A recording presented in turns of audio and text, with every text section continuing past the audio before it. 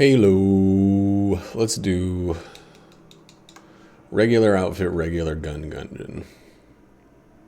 Pretty sure it's hunter. Not entirely sure. Again, this is not stream. There's nobody else here. Nobody but just the two of us shooting guns at these bullet guys. Just the two of us. Me and you and a dog. And a bunch of enemies. Damn, that was really dumb. I thought I had another shot ready. Which is a dumb reason to put yourself in harm's way like that. But we got a key. So maybe things are looking up. Do. Another day in the quarantine world. It's like day number. Fuck. Thank you. Day number, I think almost 90 since shutdown. We're like 88, somewhere between 88 and 90. So the thing that gets this guy to teleport towards you is you being too far away from him. So maybe if I stay a little close.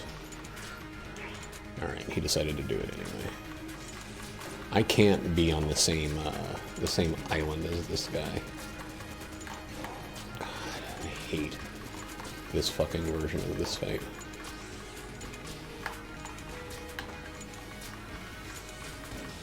Please just be done. Thank you.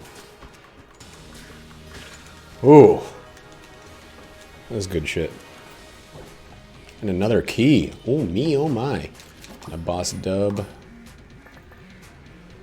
A boss way upon. Which is great. Great to get one of those early, but we got 3 keys in 4 rooms. Or I guess we got 2 keys in 4 rooms. We already had the one.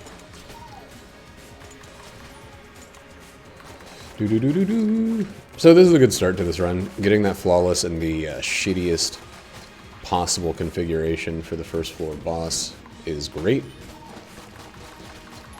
It's like always good. The run is solid gold dynamite from that point on, no matter what happens. No, it's not that good, but it's still a great start for what tends to be a pretty rough thing to deal with, you know. I think I might have found a weakness in the armor of that fight. Damn, the keys are great. It smells like my neighbors are doing either a fire or a barbecue. Or let's go ahead and say it's a fire, because a barbecue would have me at smells. So down south is definitely going, this one 100% going to be the fireplace room, because we saw the 2 water barrel over there, water barrel over here. Wave your hands in the air like you just don't. Whoop, there it is. Let me hear you say. God, I remember being in Florida with my dad and his second wife, and that song coming out and it being a fucking sensation. Whoop, there it is, was a fucking whirlwind of a sensation. Oh my god, it's so good. Shoddy G is so gaudy gooey good. I should have waited to use my keys. I should not have used my keys when I didn't know if there's a key salesman on this floor.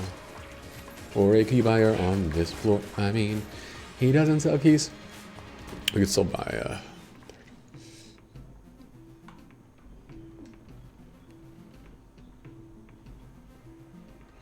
That's a bummer, man. That is like the biggest of all bummers. A first floor Gundromeda train that costs an exorbitant amount of money is the biggest of all possible bummers. Unless one of these treasure chests, yeah, treasure chest gives me a gold casing. Extra blank.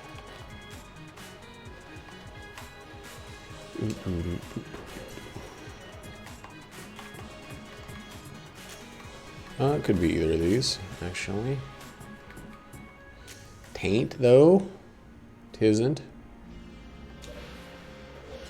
And it's not here. Oh, such garbage. Garbage is such sweet sorrow. Okay. That sucks, but this floor was still pretty good. Use a blank canvas. Okay, that was it. I'm gonna look up the weird egg to see how many floors I need to go before I can persplat it.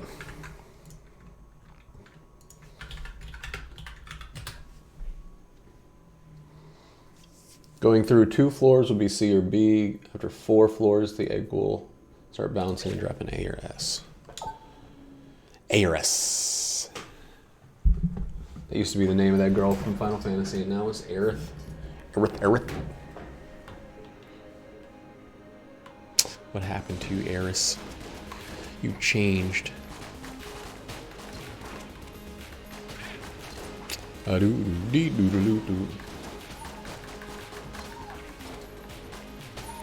don't know what today is going to hold. It's going to hold a bunch of keys, apparently, but in general, outside of this game, I'm not sure what today is going to be. It's kind of... it's like one of my emptiest days. We had yoga today. On yoga, I kind of take that as my... Like, we take the yoga seriously, but I treat it as my overall chill out a bit day in terms of the exercise. So right now, I would usually be making breakfast after just finishing a 30-minute run.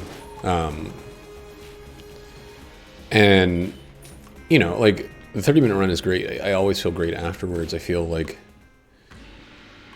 I don't know, like it benefits me significantly to do the run. But I don't want to do it every day because I've started getting like sore leg disorder where doctors haven't found a cure for it yet. But basically, you use your legs for strenuous activities too much, and then your legs, like, they kind of have this dull hurt to them. I don't know what the root cause of it is, but I've noticed that when I split my running a little bit less, or I split it up a little bit. I don't do it every single day. My sore leg disorder starts showing fewer symptoms. So, all right, now I get sore from running every day. Is it mimic? I thought it was. Yeah, we'll do that now. Okay. This is the one where it doesn't matter if I get hit on the boss.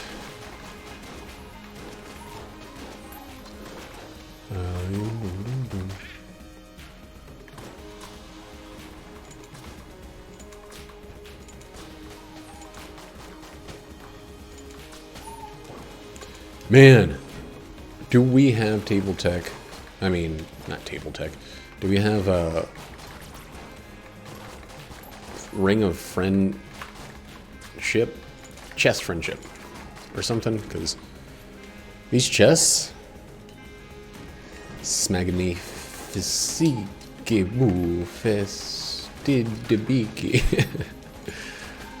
I want to work on my fake French. It's gonna take a little bit of doing, but oh, my poor pup. Woohoo!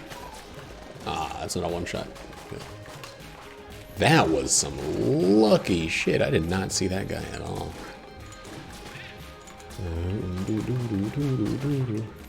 So the reason I switched off of the regular shotgun is not because the regular shotgun is bad, but if it's going to take more than one shot, I might as well use something that I can, I can guarantee that all of the percentage of the shots are going to hit the guy. And this also does oftentimes kill in one shot. Dude. What? All right. So this way is more likely to be the boss, and I want to get the boss done.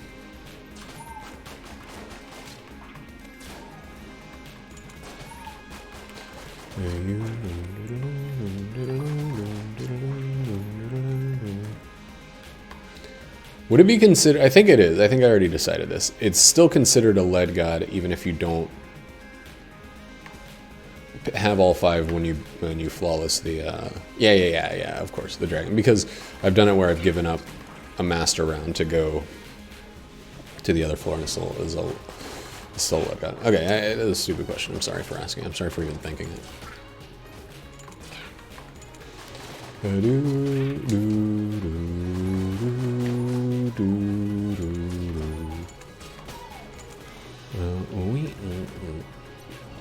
All right.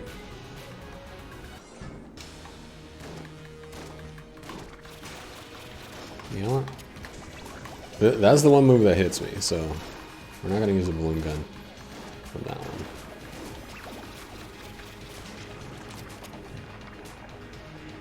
That is one move that consistently I stupidly take damage against.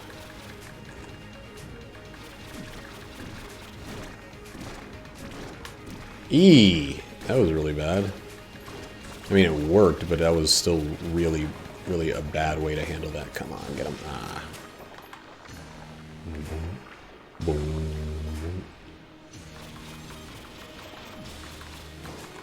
I love how when that happens, he just comes out and suddenly drops a bunch of health.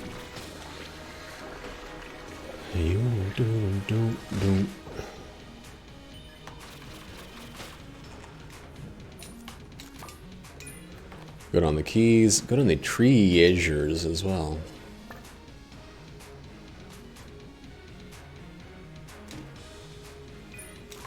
And even a little gooder on the keys.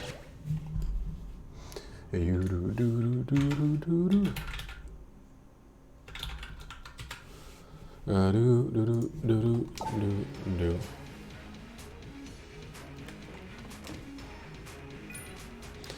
Man, this is a key smorgasbord board. Just a key deluxe sitch. Ooh. Oh, come on. Wasn't fast enough. Last night, I finished reading. I've been reading a series of comics by a guy that started off as a webcomic writer named John Allison. He did the website Scary Go Rounds. I think before that he did Bobbins. Bobbins was more like a 3-panel Sunday or newspaper style comic strip. It was basically like a workplace comedy kind of strip.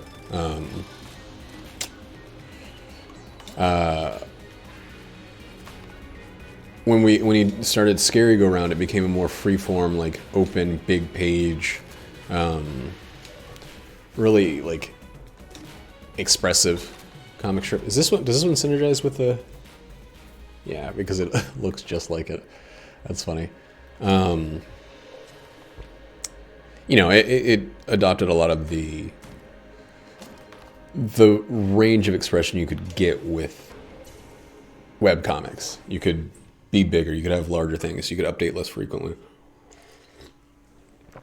And then after Scary Go Round concluded, he started doing one called... that's amazing. That coffee is really good. Jackie is completely right about that. But one called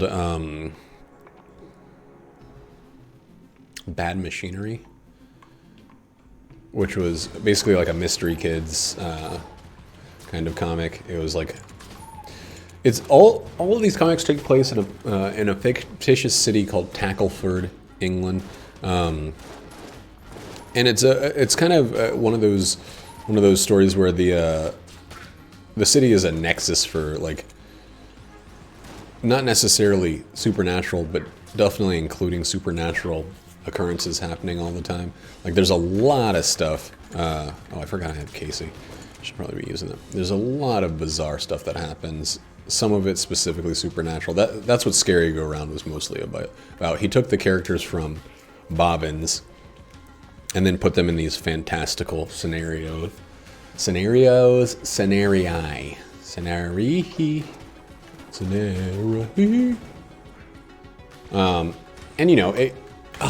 damn, that was my first time getting hit. It was dumb. Oh no, it wasn't. It was not. But the whole point of Scary Go Round was to really embrace the like, you know, the over-the-top storytelling that he could get away with by doing a webcomic that didn't have to abide by any real preset rule system. And it was great. And I can't remember. I didn't read through all of Bobbin's because it's a little boring. It's a little cut and pasty. And it's a little like, you know, it feels like it's a little bit looser than I'd say like a Garfield or something like that, of course. But it's still, it's not the most well-written thing. Scary Go Round was amazing. It was something I loved reading all the way through. And the same with Bad Machinery. He is an absolute master of character. He can write the best imaginable dialogue between characters. Whoa. Oh, man. Like, nobody writes dialogue better than John Allison. And I really genuinely mean that. I genuinely mean that. I think that, like, and I'm not just saying no one in the comic space writes dialogue better than John Allison. I think no one in general writes dialogue better than John Allison. You know, like, back in the day when you read Joss Whedon, oh my God, taking a lot of damage. And, you know, he's got this, like, what feels like a pretty complex understanding of group dynamics. He could always make it seem like a group of people were really playing off of each other's, not necessarily their strengths and weaknesses, but play off of their characters. That's something Joss Whedon did really well.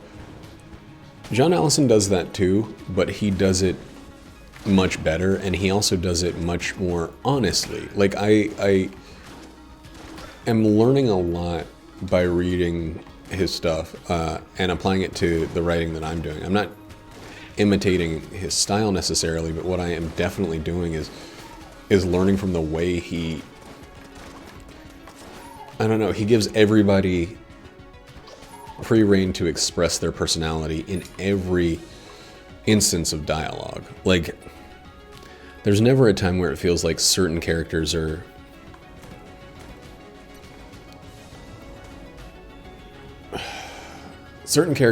kind of have to hide, aspects of themselves, and other characters don't have to do that. They all are very expressive at all times, and I absolutely love it.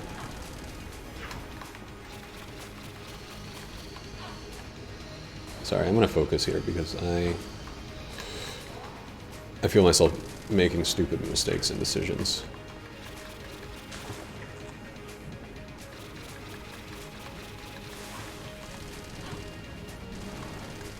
God damn.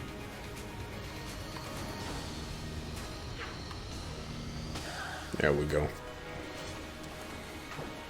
But if you like good character-driven comics, whoever you might be, you should check out anything by John Allison. Honestly, like, absolutely honestly, no exaggeration, no shilling for him. But I just finished Giant Days, which I don't know if this is true, or if it was just a decision made for the comic itself. But it's 3 years of university for these students. Esther de Groot, who is who became one of the primary characters in Scary Go Round towards the end. It's her, Susan Tolmie, and Daisy Wooten, these three girls who become friends pretty early on their time at university. And it's like, you know, it's weird. I have this thing where I don't necessarily love, like, pedestrian storytelling. I know that is like the smarmiest douchebaggy sounding word, but I don't know a better way to describe, like, what I essentially mean by it is storytelling that's focused on just the kind of day-to-day minutia that everybody deals with, you know? Like, I really appreciate it when things get bigger in a way. We have 2, so let's add 3.5.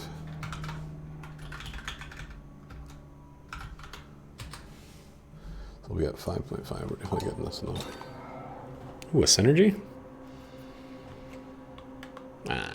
It's not really a good synergy.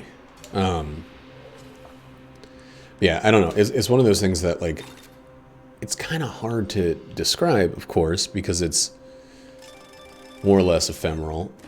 But his ability to write characters, to give them funny, believable, legitimate dialogue that feels true to them at all times, like, is just amazing. It's so unbelievably impressive that I can't, I don't know, I can't easily describe it.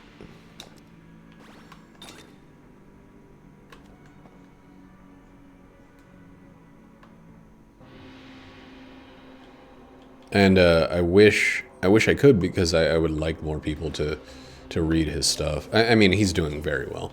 He's moved on from webcomics to print comics for the most part.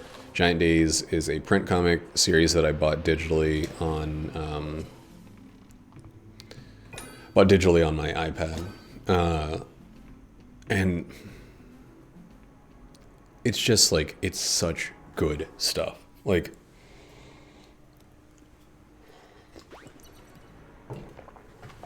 I don't know if there's an easy way to compare the difference between normal dialogue and something like what John Allison does, because it doesn't feel, page per page, it doesn't always feel like mind-blowing or anything. That's again, it's a more like ephemeral quality. It's harder to put into words. It's something that I spent a lot of time reading his stuff, and I've spent a lot of time reading a lot of webcomic artists' stuff, and a lot of, various authors and writers and stuff. And there's just something unbelievably, like, it's not just charming, but genuine in every line of dialogue. It makes you care for these characters despite their screaming flaws a lot of the time. Like, they're so...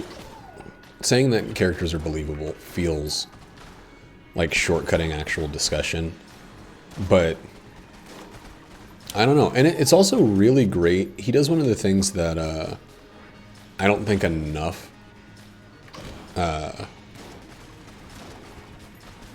storytellers do, and his characters age. I don't think they exactly age 1-to-1, but actually maybe, now that I'm thinking about it. There are some characters that should be much older than they are. Like Shelley Winters has been around since the early 2000s and was working age back then. In the meantime, a number of groups of like teenagers have grown up and gone through college and are now in the working world, and she still seems to be about the same age. And it's fine. Like, it doesn't feel like a great sin to have a little bit of inconsistence like that, because he's doing something that most webcomics don't do. And they just kind of cheap out and just say, like, well, if everyone's... It's like The Simpsons, man. Oh, I can't believe I didn't get hit there. The Simpsons is ruined, I think, primarily by the fact that no one ages and nothing ever changes. And that...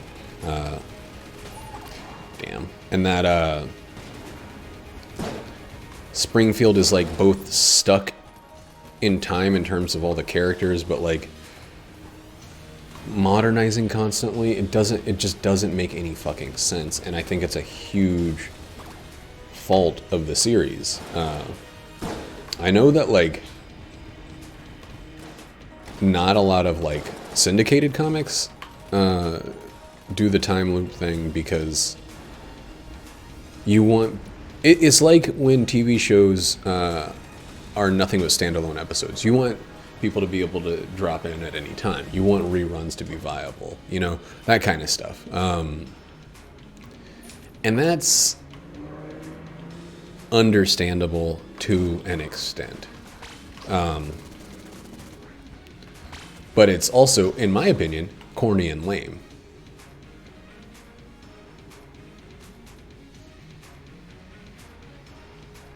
Wait. That's fine.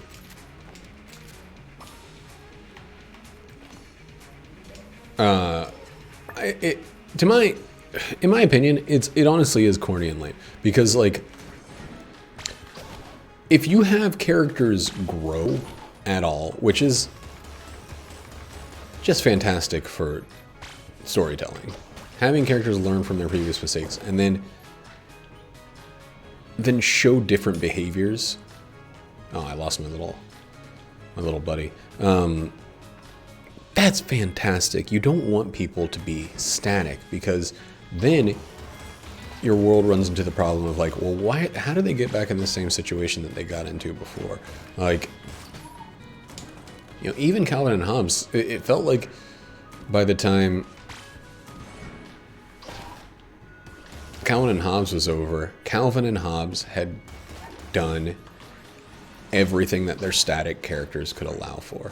And like, I think that because of that, Bill Watterson was like, all right, I'm out. He has that famous line about like repetition being the opposite of magic or something along those lines where, oh, it doesn't work anymore.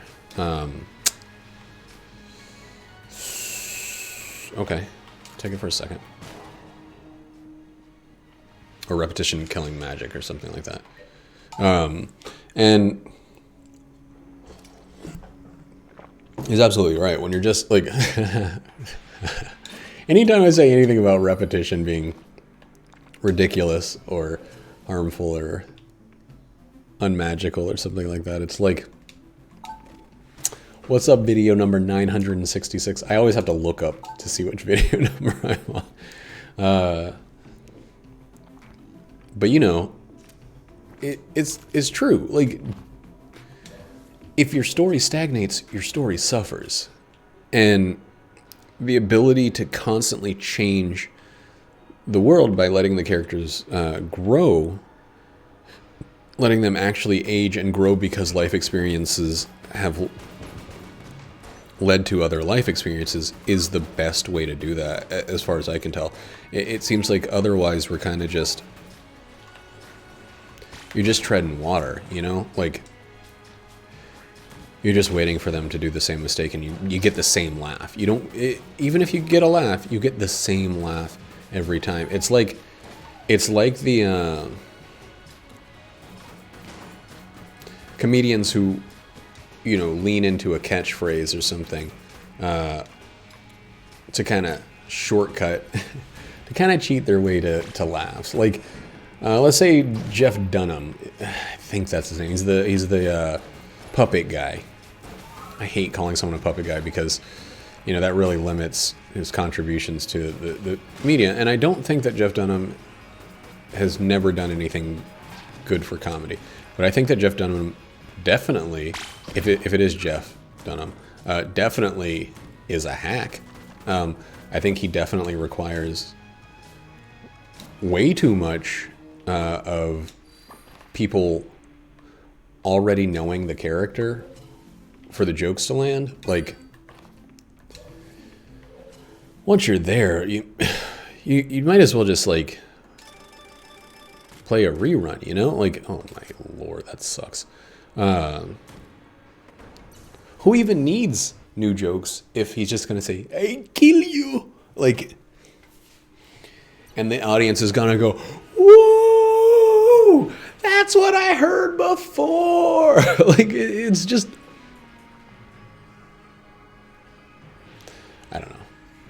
It just feels lazy. It just feels a little too much like not trying, like taking the easy way out because it's easier. But, you know, that's how success is made. It's like, I think there was a while when Louis C.K. was doing, he did this thing with a bunch of comedians. They talked about the business. It was like inside baseball, kind of what it's like to be a comedian. And they had this big discussion about it, roundtable style, where everybody got to contribute and everybody got to express their opinions. And it was really nice, in my opinion. I don't know if everybody loves that kind of stuff, but for me, you get a lot of that from podcasts already. And I love when they get into the nitty-gritty of what makes their performance art interesting and different for them. Makes it different than being an actor, or makes it different than really any other field. Because, like, it's not only about coming up with your own material, but it's also about, like, how you approach it. Like, a lot of them, when they get TV shows, they remain very, very tied to the writing aspect of the television show. Oh my God, we got to do that. It doesn't just get handed off to a staff of writers, at least not completely. There is definitely some handoff. But, to me, I always love to hear comedians talk about what it's like to be on the road, what it's like to, that was a little risky. What it's like to need that audience interaction, Like, I think that's something that's, like, significantly different and also really unique. Like, maybe theater actors get a little bit of that, like just the rush of the audience, but they're performing someone else's work primarily. Damn it. Shit. Wait, maybe this. Yeah, okay, good. People do their own, like, one-man plays and stuff like that, and they... I guess I didn't lose that guy. He just went away temporarily. And, it's true. They're not, like, that is a situation in which someone is really, really bearing their all. Just like a comedian, they don't have anyone to lean on for that. And that's interesting. But, okay, what was I talking about? Oh, yeah, people who just rely on the same joke versus coming up with new stuff. I think I was talking about Jeff Dunham. Catchphrases, the like. Yeah. Okay. Louis C.K., what he says is that he has a new show, a totally new 90 minutes or whatever every year. That's how he approaches comedy. And Jerry Seinfeld, who just had a new stand-up special. Jerry Seinfeld is one of the most successful comedians of the modern era, maybe of all time. I don't know if he overall made more money than Eddie Murphy or whatever, but he definitely, like, I know that Larry David is worth more than him, but anyway, for being primarily a stand-up comedian, not a show creator or anything like that, I think that Jerry Seinfeld is, like, way up there in the list, right? And when they had this thing, he said that, he gives the people the hits. He treats it more like the way a band would perform, where if you went to see your favorite band and they didn't play, their single off of the album that made them famous, there would be fury. There would be rage and brimstone. Like, it's so different. His approach is just Give them what they came for. Don't subvert their expectations. I mean, your jokes, individual jokes, of course, have to subvert expectations, or else they're not really jokes. But don't ever, in his opinion, do a whole set of new material. They need to hear something familiar. And even in his newest special, 13 Hours to Kill, it is like Seinfeld 101. Like, despite the fact that he's doing all new material, if you didn't know, it'd be easy to accept that maybe this was an old set. Like, it's so on the nose with a lot of stuff, and I think that that's a huge distinction between people. I think the other comedians were Chris Rock and somebody else. Who the fuck else? Man, every chest's gonna be fused. Oh wow.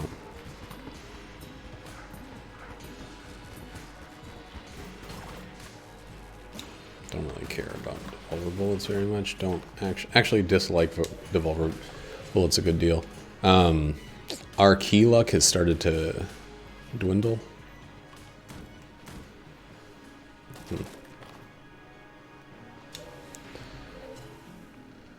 But you know, it's like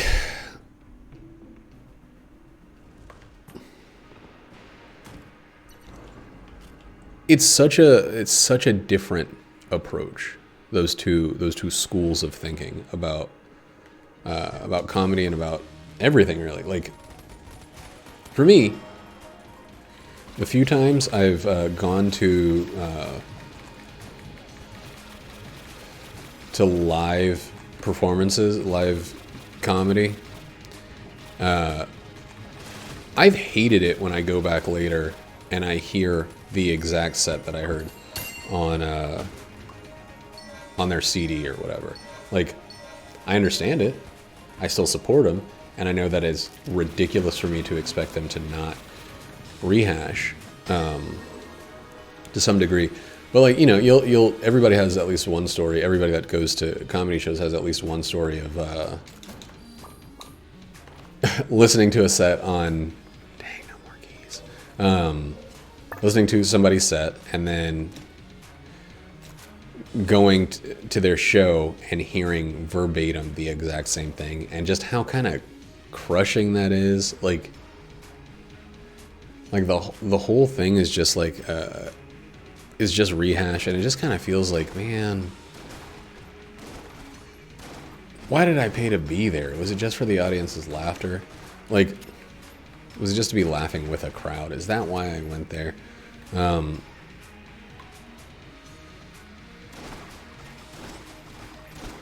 And that's fine. It also directly supports the comedian, but it's just doesn't feel great. It doesn't feel as great as it does when you hear something new for the first time that just sticks with you forever. You know, damn it. No idea why I brought that up in the first place.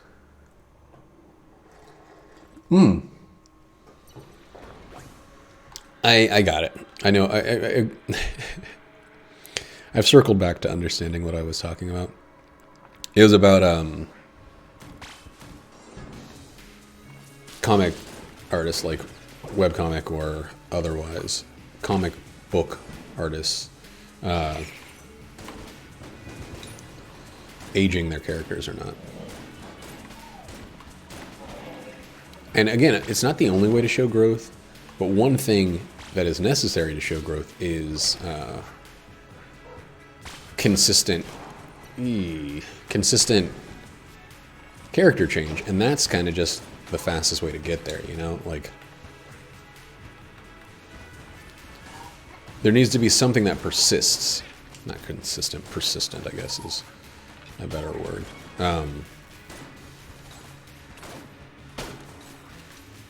Okay, the key luck is back, at least for this floor, Baudet.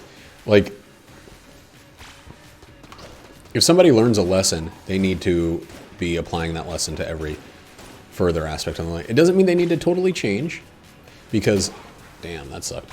As human beings, we're pretty slow to change, right? Like, I don't know anybody that learns a lesson once and then never makes that mistake again.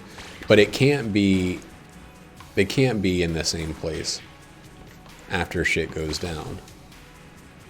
And that's something that John Allison does really well. And I think, damn, I think he, that's a direct benefit of aging his characters. Fuck. You've got to be kidding me. Well,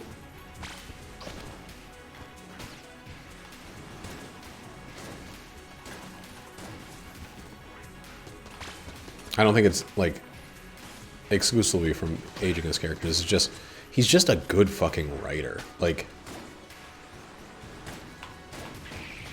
and I love to see that. I love to see people who are able to make me care about characters who I really, maybe not fundamentally. Okay, the key luck is fully back. Wow.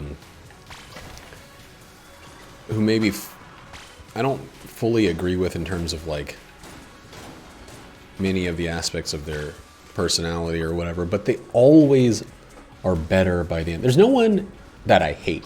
There's not a single character, and I will be upfront about this. There's not a single character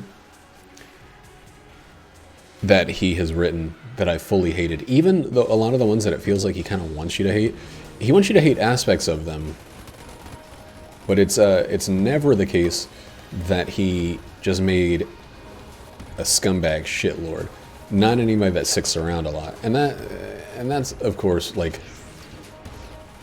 I don't know. You could say that that's dishonest because there are bad people in the world, but everybody has the chance for growth. Everybody has the chance for like the right kind of genuine redemption that I think these is great in these stories and this kind of storytelling. Like,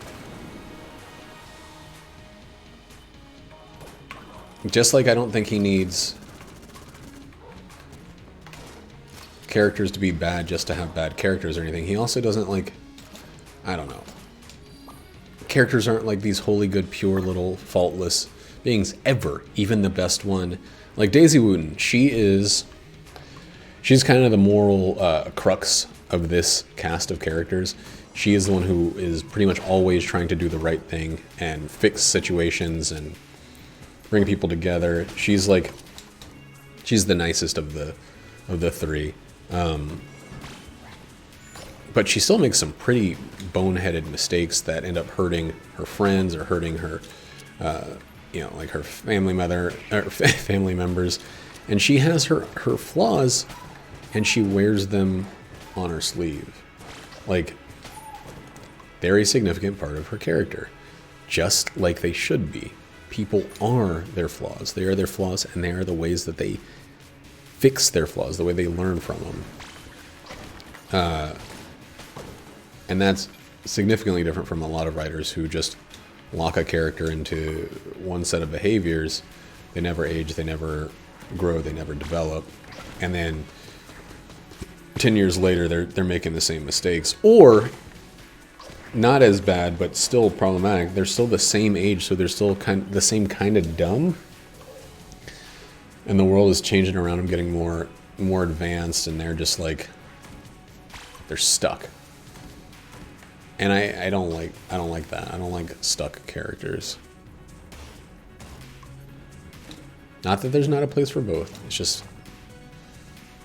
my personal preference in matters like this. Whoops. So the story goes him first.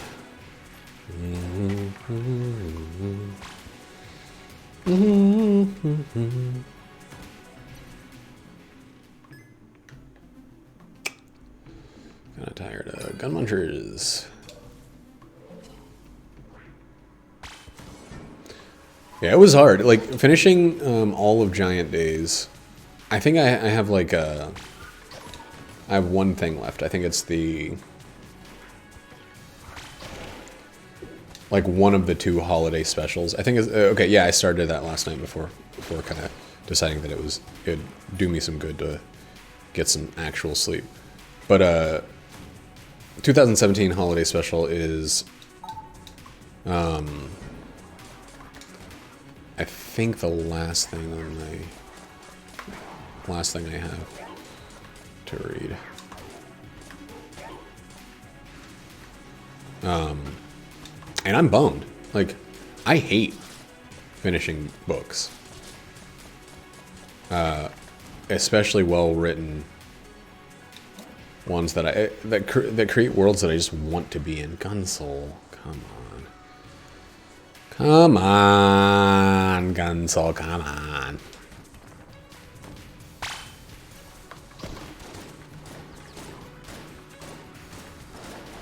If it turned out that I was mistaken and that wasn't a fucking mimic, that chest would have just been gone.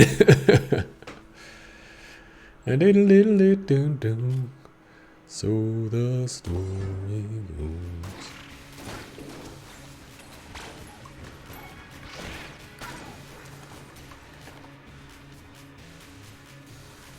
goes. Yeah, I don't know. Unbelievable writer, unbelievably talented, just worth reading everything he has put on paper. And I am not exaggerating about that. I honestly feel like Bobbins might be the hardest thing because it's his earliest, but that's not a good reason to not read somebody, because you learn the way he utilizes language. You learn his knack for putting characters in these situations. Growth. It is a good deal harder to read. Okay.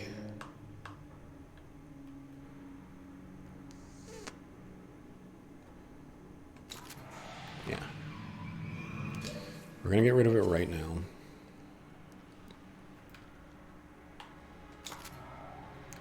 So that Lord of the Jammed is gone now. And we're still at 5.5. But we did make 100 fucking casings. Or 50 fucking casings from that.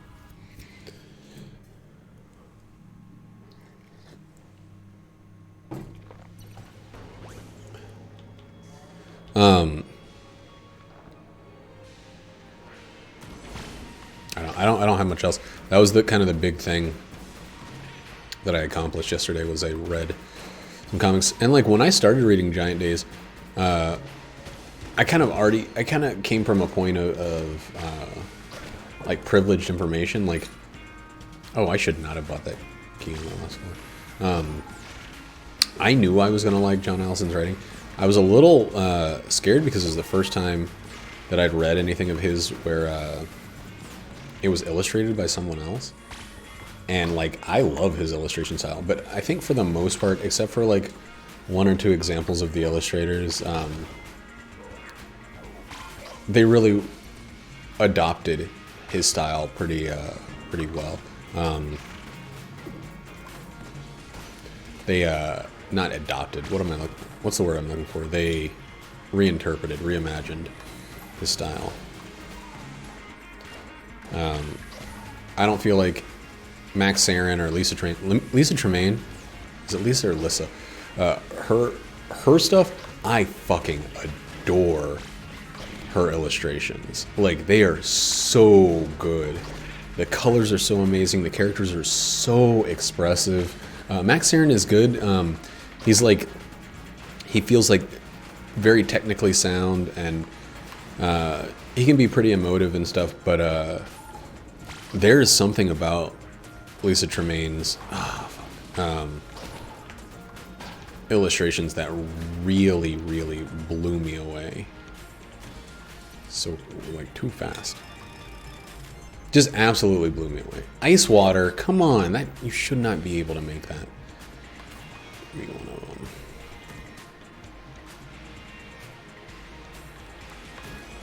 When I finish, because Max Sarin does, like, I think Lisa Tremaine does most of the first 4 or 5 volumes or something, and I don't know if she got other projects or there's a falling out or whatever. I don't know. I basically just don't have any idea as to why she stopped being the primary illustrator. But she does at a certain point, and it's like, to me, it's kind of a bummer because I love her style. But when Max Sarin takes over, it's really good. And initially, it's striking because his line work is a little more like graphically illustratory, you know, like it's such a dumb way. Like thick, solid, sound lines that really enunciate the characters. They seem clean, they're crisp. But they lose the kind of wild, like, craziness that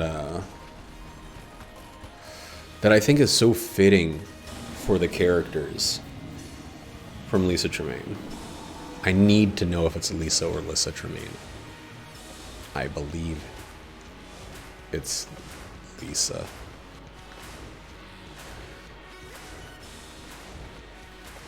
Oh, it's gonna bug me. I have to like pause after this fight and check that. Come on, come on, come on, come on, come on. I don't have any buffs. That's right.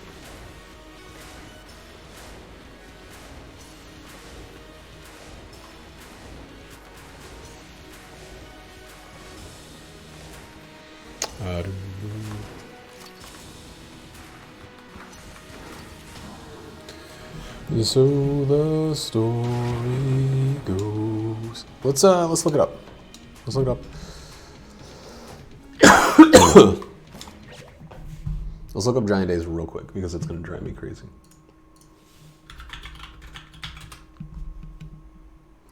Giant Days, Boom Studios. Giant Days is all in caps on this one. Lissa Tremaine, Max Sarin. Whitney Koger is the colorist, and she is also incredible. The colors are so good, but the pencils. Lissa Tremaine, fucking amazing. Max Sarin, really, really good, but I don't have that immediate gut reaction of like, this is mind-blowing, you know? Like, again, no offense to him, the stuff is really good, and I think he has like a great solid understanding of the characters, and it works very well with him at the helm. But like, you know, when you had the best, it's hard to I don't know, and I don't know why I feel this way, because I think if you were looking from a purely like technical level, you could say that Max Sarin does have like a better technical understanding. Like he feels like more of a comic book illustrator, and I think that may be why John Campbell stuck with him, or John Allison, sorry.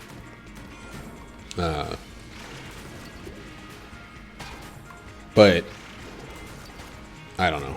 Lissa Tremaine does a great job, and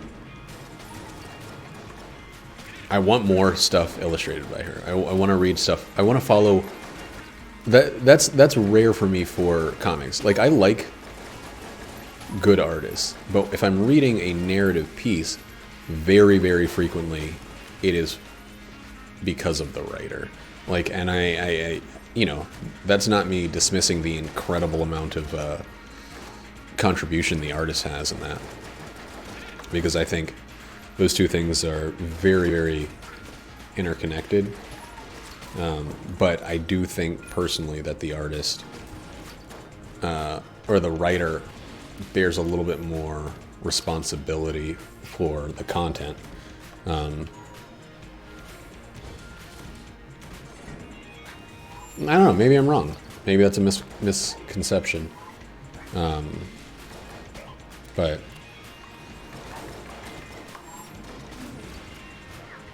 it definitely feels like there's a couple like spin-offs and a few issues, like individual issues that John Allison illustrates for whatever reason, and it is so good to see his hand drawing these characters that I've seen so many times drawn by someone else, you know, like.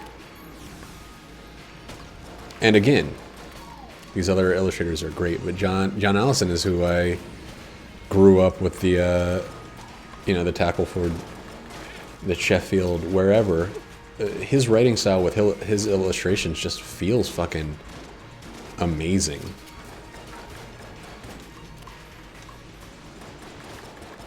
He's got these great little flourishes that, like, I don't really know if I've seen in any other illustrators. What's this shock round synergy? Battery powered. That's the one that charges him up. Yeah. I was almost pretty mad. I'm glad I was able to afford this. I was almost a little mad about that. I thought maybe I bought too soon. Shock rounds are good, but I think I would always rather have 2 amulets than shock rounds.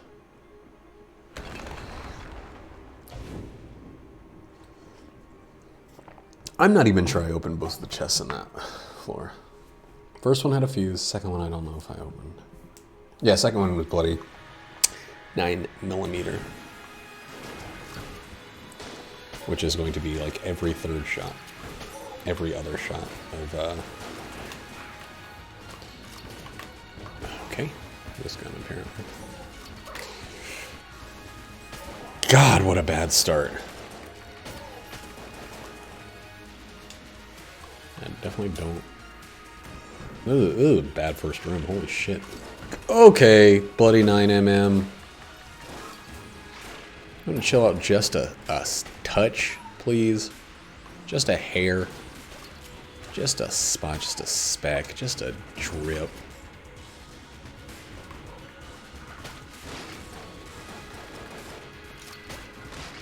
The key luck has returned. I can't believe I even had to destroy one chest with how many keys overall have dropped on this run.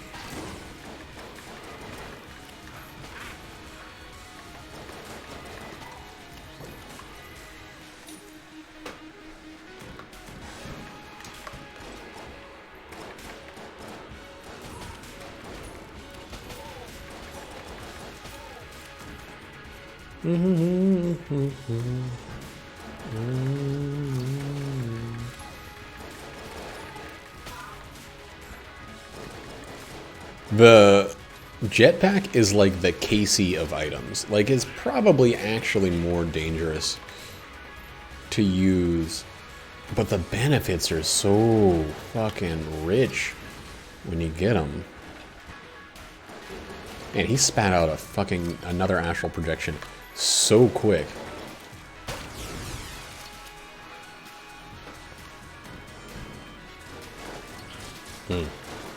The main problem with the thing is the perceived permaflight. Like, it's hard to turn off my mind from thinking that I can fly if I've been flying, you know?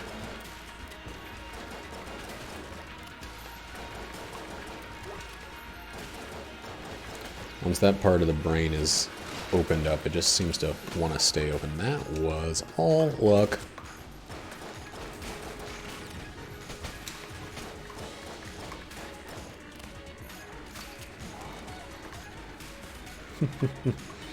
This is the wrong way. If I could just get a guaranteed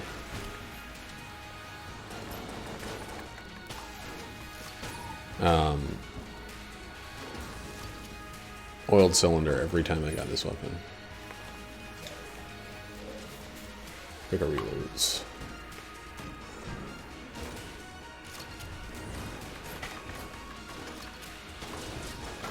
Oh, so scary.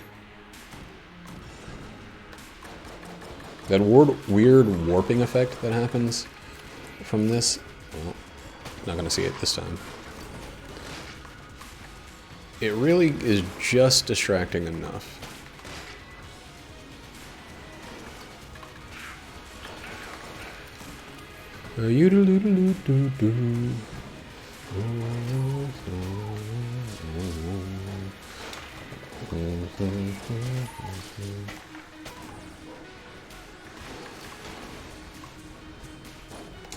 Even if you pointed out to me that there was absolutely no benefit to ever using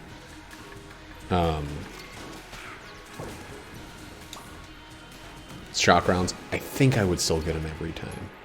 Because Jacob's Ladder and Tech whatever is so good in Isaac, and they're pretty similar. This is the wrong way? How?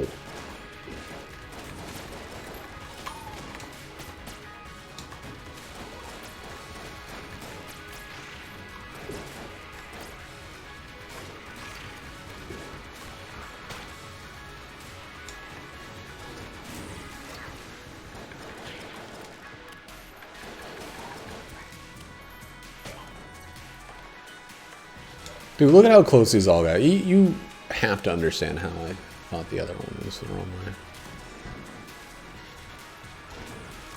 You gotta believe me. This is better than taking that fucking jammed bullet.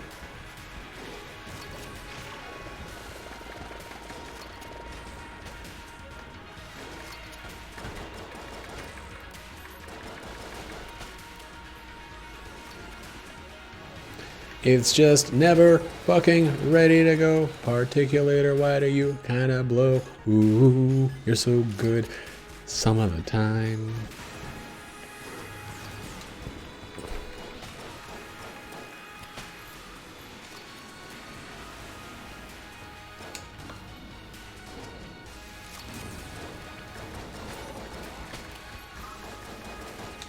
Sick of it.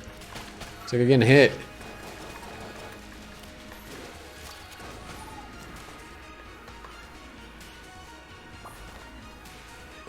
None on the back corner.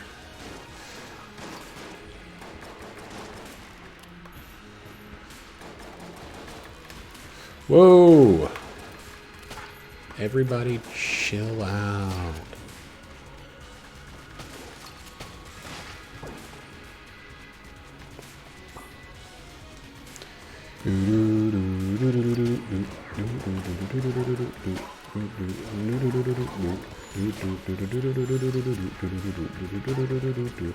Why does it have to take so fucking long to reload? It's the worst goddamn fucking gun in the game. I can't believe I'm still using this gun. Ooh. Just get out of here. Blast, blast. Just keep it blasting. Don't even put it away.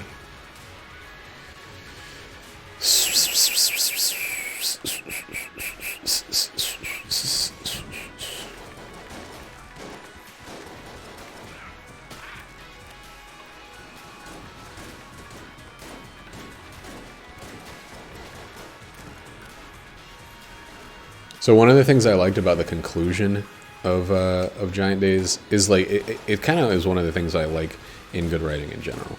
The main character, well, the main character of Giant Days, I think, is Susan Tolmie.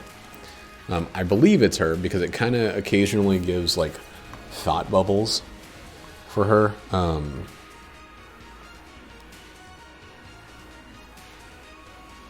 We don't need the curse. It kind of gives occasionally thought bubbles from her point of view, and I think that that's a good sign that that's the point of view that the story, at least primarily, would have. But it's one of those ones that switches between characters so much that you can't absolutely say who's in charge here. What?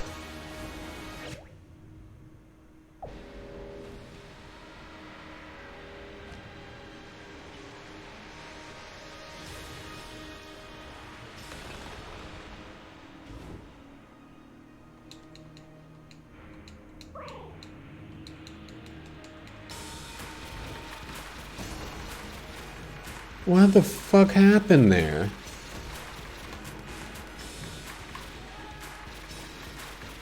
I'm trying to... Is it a shot from my fucking bird?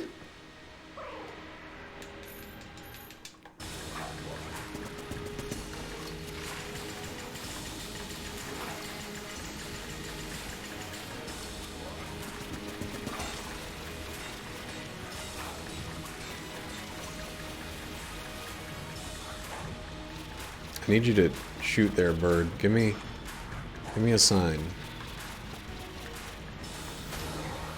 What is happening?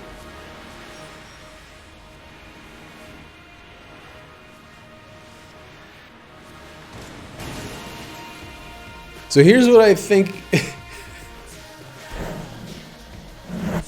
Apropos of nothing, I think that I think it was the bird, and I think his shots, it's like they've been continuing forever, and they snowballed to so big that they killed.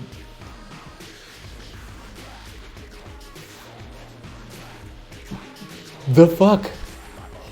What the absolute fuck happened there?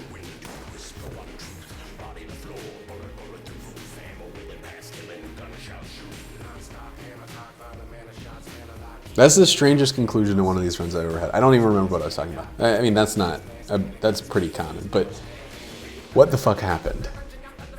What went down there?